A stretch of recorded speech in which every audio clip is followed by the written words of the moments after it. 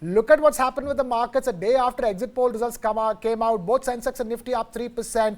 Record gap up opening, record close, record peaks being scaled. Come tomorrow, is there a chance that there will be some bit of profit booking and consequently some bit of correction? Thank you very much for having me on the show, and good evening to all of you all. So first of all, I'll request Suyash to wear his green jacket very often so that so that we have more pleasantries to share. But having said that, this is my personal opinion.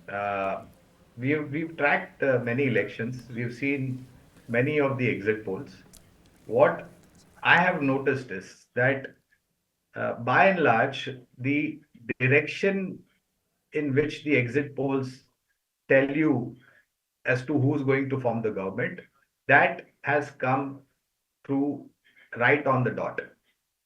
The question is, what are the number of seats? We'll have clarity tomorrow over there. And, as it is by and large said, between 350 to 370 to some saying 400, 400 par. Well, if that's the kind of picture that we are going to see tomorrow, then definitely there is going to be a leg up, no denying about that. But at the same time, history also tells us that post the news being out in the public domain, markets do tend to retract a little bit, retrace a little bit in terms of profit booking. And I will also say one thing, that in this euphoria of exit polls, one number that we have forgotten to discuss about is the GDP number that we saw last week on Friday. Financial year 24 ended at about 8.20 GDP growth. Fourth quarter GDP growth for FY24 was 7.80, which is much, much beyond the estimates that the economists had. And I'm quite sure that we will continue that run rate. So life will be there beyond tomorrow. You and I will be there, markets will be there, and there will be plenty of opportunities to create portfolio. Then, of course, we'll start discussing about monsoon, first quarter numbers this financial year, and the budget. That's going to be the priority. So we have been in a growth trajectory, and I hope we will continue to be there for many more years. Right. Gaurang over here made such a good point. I mean, we have so many good news to, really understand and factor in that we are actually forgetting the GDP numbers that came out much ahead of what the street was expecting, both for the March quarter as well as FY24. The GST numbers also came out, 1.73 lakh crore. I mean, on a year-on-year basis, that's a 10% growth. Month on month, yeah, certainly decline. But March is typically a good month for GST collection anyway. Krishna. Yeah, very important data points over there. It's not just about the exit polls. The markets are not just, looking at the exit polls. So many factors over there. But clearly, the exit polls is a huge factor, especially over the last 24 hours. Mohit Gang is also with us. Mohit, your quick take. What's going to happen come tomorrow? Is there going to be another gap up opening? And more importantly, if markets keep continuing their upward trajectory, will they see a correction by the end of trading day tomorrow?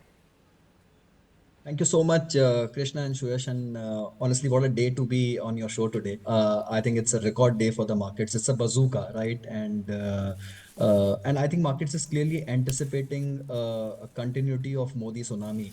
Modi 3.0, and which is what market is quite bullish about. Look, I think I anticipate two kind of scenarios tomorrow. Honestly, look, as Gaurang said, I kind of agree with that the direction is pretty clear. The magnitude is something which we will all come to know only tomorrow. Right. And I think magnitude will decide the fate of the market only for tomorrow, just for that one day. My sense is if let's say BJP standalone were to cross a number of 325, then I think that's a big plus, because no incumbent government or no sitting prime minister has repeated this feat three times over, other than Jawaharlal Nehru, as we all know, and that too with a higher margin every consecutive election, right? So I think he will make a record of sorts. And globally, internationally, we see so much of turmoil around. We see so much of incumbent governments facing so much pressure. I think one political figure in the largest democracies in the world standing so tall and gaining popularity, gaining momentum every election is a massive mandate. If that were to happen, my sense is market might again give us a positive surprise tomorrow.